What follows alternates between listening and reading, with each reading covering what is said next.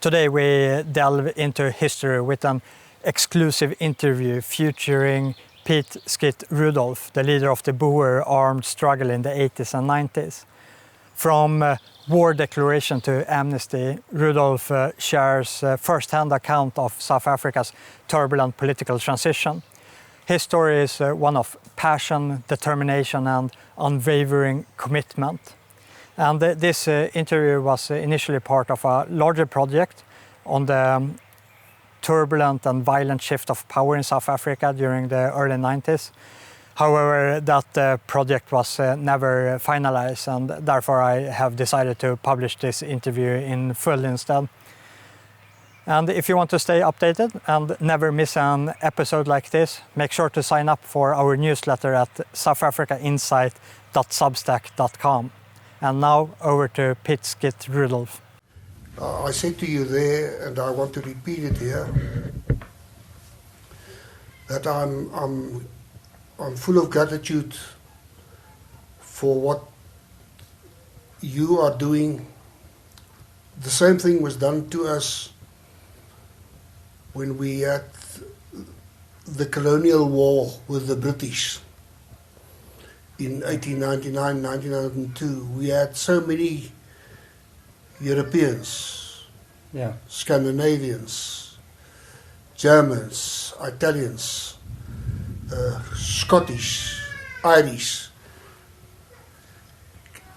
who was involved in this fight against the British colonial oppressor in that year. And I'm so glad that you are doing the same thing, trying to be of assistance to us, because in essence it is our war, not yours, and your sympathy means so much to us. But unfortunately, as I said the other night, I have the notion that you are flogging a dead horse for one simple reason, and that is that we don't have our own people united around the ideal of freedom and the reinstatement of the Boer republics.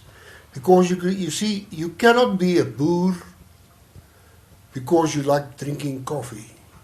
You can be a Boer, but then you must be prepared to take up the fight from where it ended on the 31st of May 1902. There we lost our republics and we lost our freedom. We lost our country. So when you started the resistance movement in the 70s with Eugene Terre-Blanche, it was against apartheid. Yeah, not in essence against apartheid, but it was quite clear, you know, that the AWB is a resistance movement. It was quite clear that we are heading for difficult times, and there should be resistance to the policy of the National Party. It wasn't only against apartheid. That was not our fight. Our fight was that we were seeing that the road that the National Party is following is going to lead to abdication. And that's why we started the AWB, on account of the fact that we said that this is going to be not only be a constitutional fight, but it's going to be unconstitutional as well. We must be prepared to take up the fight unconstitutionally, out of Parliament, instead of trying to gain the upper hand by the ballot only. We said eventually it is going to be the ballot or the bullet. And the end goal, was it to reinstate these two Boer republics? You know, the wonderful thing is at that stage we were all Afrikaners. And although we spoke about freedom, we applied more resistance to what the National Party policy was at that stage. When it became clear that F.W. de Klerk is going to abdicate and he's going to transfer, to assist transferring power to the ANC, we accepted that now it is a freedom struggle because we are going to lose our land. At that stage, we were involved in the South African Republic. There was no need to feel that our freedom is being threatened. But the policy that the National Party was following was quite obvious that it is going to lead to abdication. And what was the decision that you made that you wouldn't only resist via the means of the belly, but also with the bullet? Yeah, that was in 1989. It became clear that the Klerk is going to abdicate. It's not going to be a change of policy. He was going to abdicate and he is going to hand our power to the ANC. Then we said that we should resist that not only by giving resistance, but that we should be prepared if it is necessary to become involved in an armed struggle. And how do you justify that armed struggle at that time? Well, you know, I immediately went and I stole weapons at the Air Force Armory, and we started handing it out because we were prepared, and we did. We blew up the Melrose House in Pretoria, where the Peace of Vereniging was ultimately signed in 1902. We blew up National Party offices. We attacked some of the trade unions, and it was becoming an open war.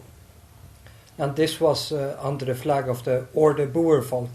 Under the Orde Boerenvolk, which was started on the 10th of October 1889 in connivance and with the assistance of the AWB. Our policy at that stage was that you cannot allow a political party or a movement like the AWB, who was already on the upper level, not underground. You cannot allow such organizations to be involved in an armed struggle, because the first thing that the government will do is to ban it. So the Orde Boervolk were a parallel structure to the AWB? That was the armed wing, you can call it that way. It was the armed wing of the AWB, prepared to fight this particular struggle. And can you tell me about that first operations of yours when you went to this armed forces and stole those weapons? You see, we've held many meetings across the country, and it became obvious that our people are unarmed and they are poor. And many of them don't realize where this struggle is heading to. So we started what we called to collect 1 million rand to assist people to obtain weapons legally. Not illegally, legally. And to prepare for an eventuality where they will be threatened or where it would become necessary to fight. So as we traveled the country, I made this proposal from the platform. In Vereniging, we were met by a young Air Force conscript and a policeman at that time. And this Air Force conscript told us that he would assist us to get weapons. So we decided it was at the Air Force Armory. So we decided to go and fetch the weapons. We drove in there. We loaded it with the Air Force transport, and we took it out. Quite a number of weapons. AK R4s, R5 rifles, and Z88 pistols, and even some shotguns. So you had some support within the armed forces? We've had support, yes. And this weapon, did they came to use? Well, one of the weapons taken from the armory was used in the killing of Chris Hani. That was 1994, 93.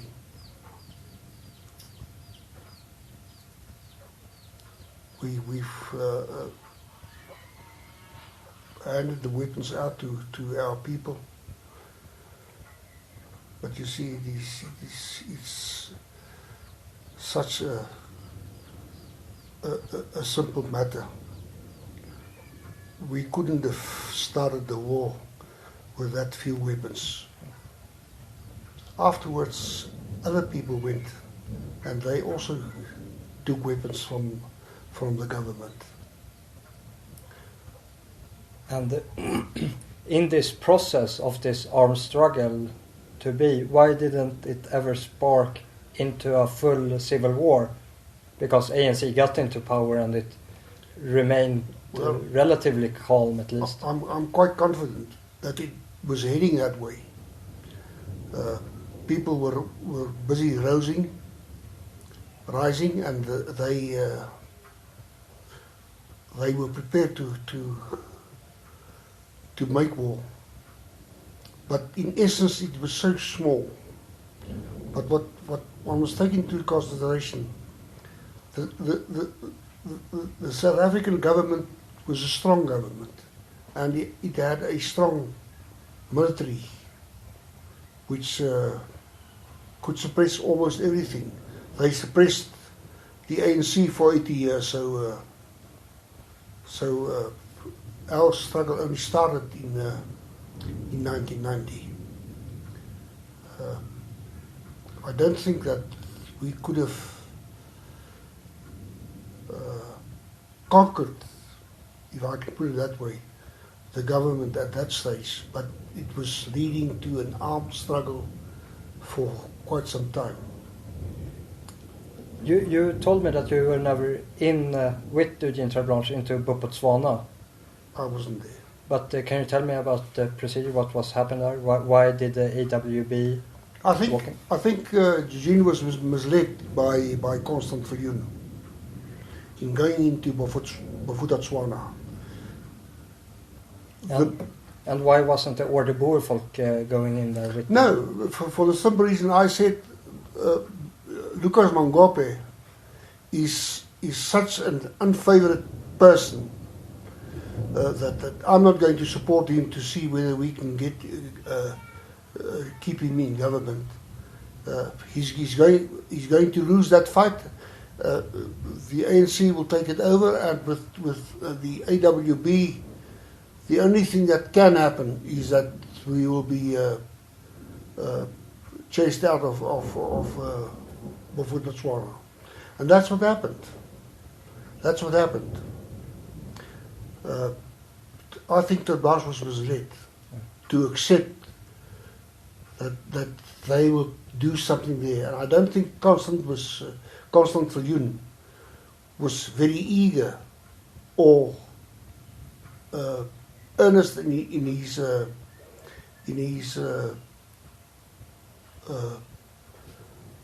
position that he wants to keep Mangope in power. I don't think he was serious, really. 3 AWB members were executed by the Botswana military. Yes, there was a reason for that. And how did that affect you and your work here in South Africa? Of course, it was to our detriment. You see, the Blancs went there quite serious to go and do what they intended to do, and that is to keep Mangope in power. But the Blancs went there, and I tell you this with all the seriousness that I can afford. The Blancs went there to do just that, but they accepted members of the AWB who was going there to shoot blacks, not for a different reason. So how the hell on earth can you try and keep a man in power, the chief of state, Mangope, keep him in power, but you have your own other people shooting on blacks? And that was the reason why they were killed, I think. And you told me that you blew up the building for peace negotiations. Yeah, Melrose House. Yes. Can you tell me about... Melrose House was the place where in 1902 the peace treaty of Vereniging was signed. So was it a symbol, it was an attack of symbolism? It was an attack of symbolism, yes. And you know, where Melrose House was situated was amongst flats. I needed somebody that can use explosives properly to try and to make a dent, not to demolish, but to make a dent in Melrose House, to convey the symbolism of why we are attacking it. And that's why we couldn't blow up the whole place, because it was situated amongst flats. You recorded a declaration of war against this South African state. Yes. When did you do it, and how was that responded by the state? It happened in June 1990. I went underground in April 1990 when the police started searching for me and trying to retrieve the weapons. This was in June 1990, where I said that we must be prepared to fight and to die for our freedom, because this is going to lead to the situation where we will become slaves in our own country. I was underground from the 14th of April until the 17th of September that year. And what happened the 17th of September that year? I was arrested. I was betrayed, and I was arrested in Pretoria. Can you tell me the circumstances with that betrayal and that arrest? Yeah, I'm not going to mention names, because the treachery is related, is in a relationship with people that I regard very highly. So I won't mention his name, but he knows who he is. He saw me the day of my arrest, an hour prior to my arrest. He made an appointment with me at the Voortrekker Monument. And when I spoke to him, I realized that this man this was no serious matter, and something is aloof. what was quite interesting is that there was a hell of a lot of people at the monument at that time. But fortunately, I think that's what they were policemen. Fortunately, what stopped them from doing anything, because they were prepared to shoot me, was that there were a lot of children. But an hour later, I was arrested. I was followed from the monument right through Pretoria up to Les Marais on the way to Pretoria North. And you were sentenced for high treason? No, I wasn't. I received amnesty. You see, I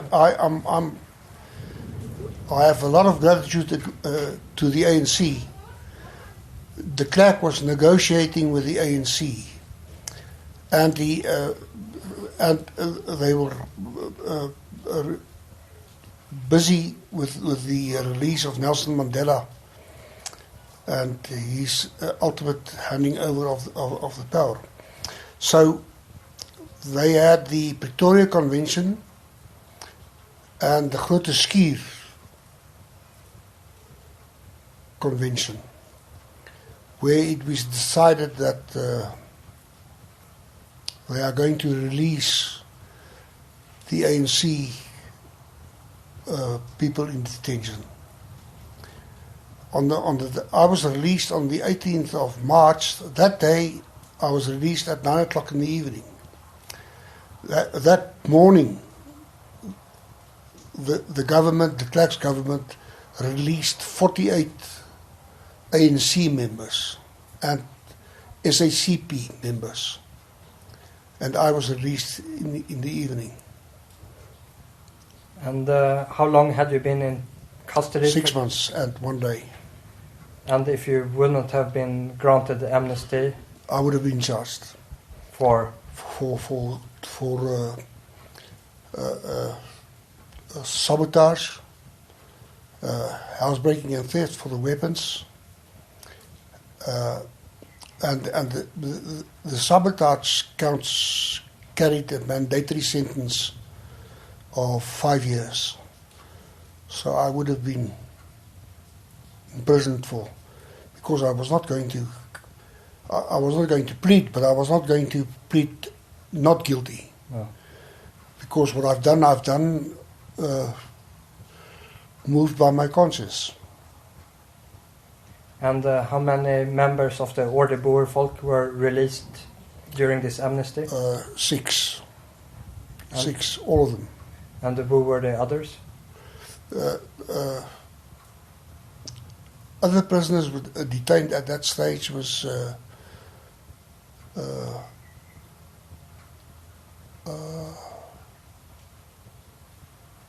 can you onthou Marius?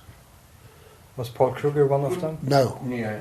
No, Paul Kruger was arrested and detained. Yes. And he applied for amnesty under the auspices of the Orde Boerevolk. He was detained, but he obtained amnesty After? He before me, I think. Okay. Before me.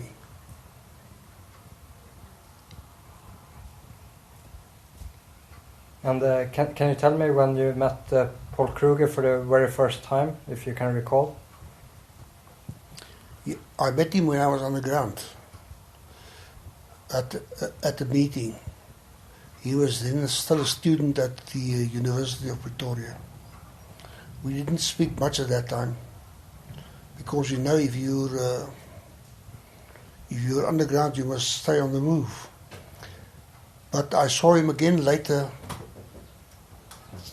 when he was defending the Boeremag. I met him again, and I went and attended a meeting that he held in Kreersdorp when he started the Boer Afrikaner Volksraad. But Paul Kruger was a member of the Order Boer Folk. Only at the beginning. Only at the beginning. And can you tell me why he was in prison for? For they were involved in a explosion at the embassy of the United States. And you, as a leader of the Order Boer Folk, was this ordered from you? No. They did it on their own initiative. Yeah, their own initiative. And I was in prison at the stage. At that stage, I was detained, so I couldn't have given them any instruction or anything. Have you heard later on what their motivation for this attack against the United States was? Yeah, on account of the American policy towards South Africa. They went there. They created an explosion. And it was for this explosion that Mr. Paul Kruger was detained? Detained and got amnesty.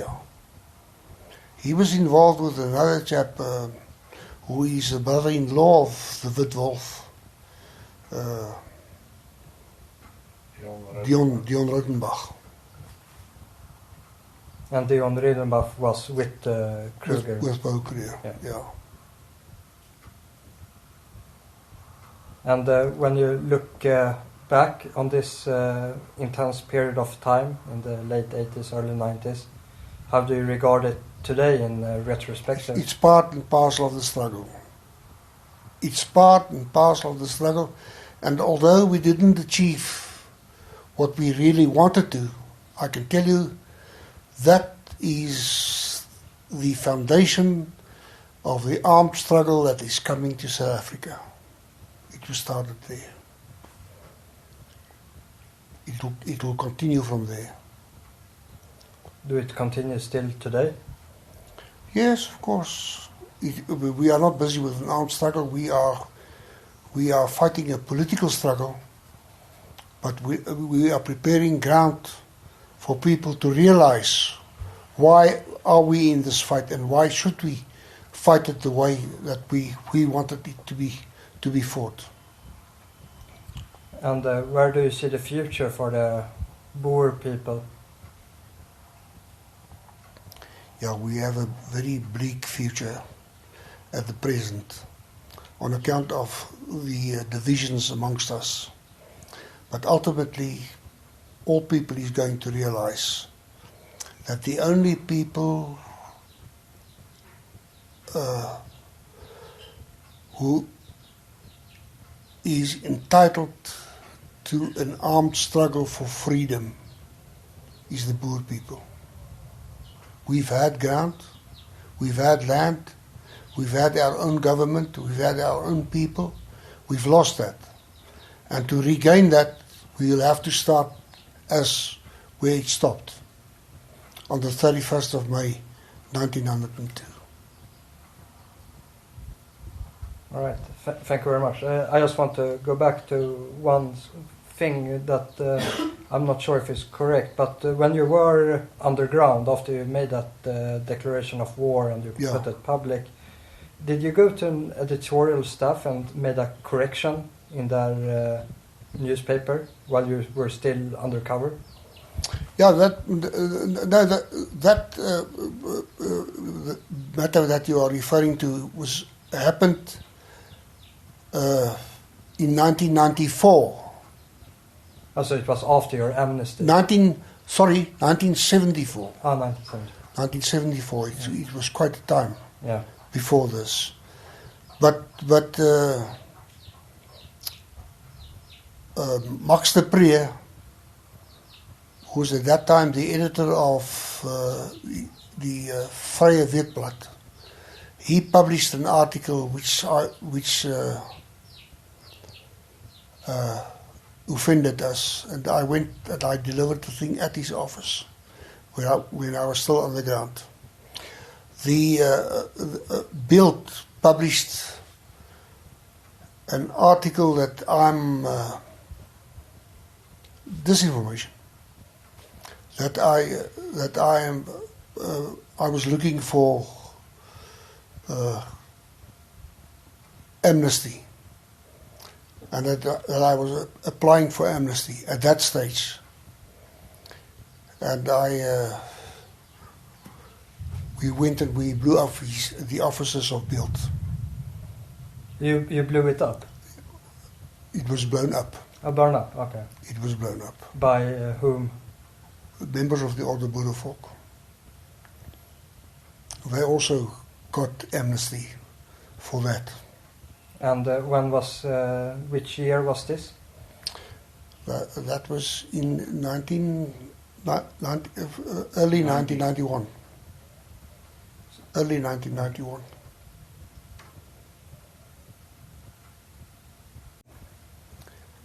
Our struggle is not a vain struggle. At the present moment, we have a difficulty with the ANC, who is ruling the country and who professes to be raceless, a raceless organization, for instance. It is not so. And ultimately, what we need for our freedom is the realization and the acceptance of us as an indigenous people, as Boers. Not coffee drinkers, Boer Republicans who are prepared to fight for the reinstatement of their republics. We already have people moving in that direction. This government granted the Khoisan people, the Bushmen. Incidentally, Jan van Riebeeck met the first Khoisan on the shores of Cape Town when he came here in 1652. They granted indigenous people status to the Khoisan.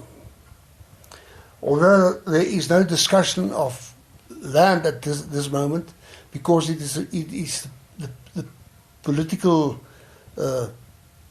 motives of the ANC to see whether they can outmaneuver the Khoisan. But the Khoisan was granted status as an indigenous people. And as from April next year, their identity books and their passports will be stamped as Khoisan, not coloureds anymore. They were considered by the National Party and by the ANC up to a stage as coloureds. We will go that same way, and we are busy with that. If we have the realization from the ANC and from the world, and there is where you can play a part, to tell them that we are not a white minority, but in fact an indigenous people, an inheemse volk, with the right of freedom and the right to rule ourselves. That's our quest. That's going to happen. They have the Khoisan at the present moment. The Zulu King has spoken out, and I see that they have now backtracked, and they are prepared not to get the Zulus involved with the Konyamat Trust. They've backtracked that, so they will leave that in the hands of the Zulus. That is a major achievement. We also have other indigenous people, black people, who will ultimately start striving for being independent on their own and not part and parcel of the raceless South Africa. That's why we are going to win. The ANC will lose this fight. If it's not in my time, I accept that. It can be in 250 years, as Marius always say. We need 250 years for this fight. Ultimately, freedom is coming back to the Boers, and ultimately we are going to be a free people again. And there, I have a lot of gratitude for what you people are doing there. Just do me this favor.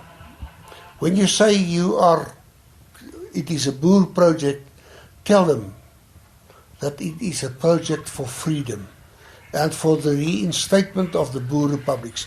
That's the only way that we will gain freedom in this country again. Not as whites, not as a political party, but as Boers. And what we must do is we must reach out to those people and we must go and fetch them. That's why I'm glad. My time may be up, but I have a number of young people like Marius and others who are prepared to continue the struggle, and ultimately we are going to succeed. Thank you so much. Oh, thank you for having me here.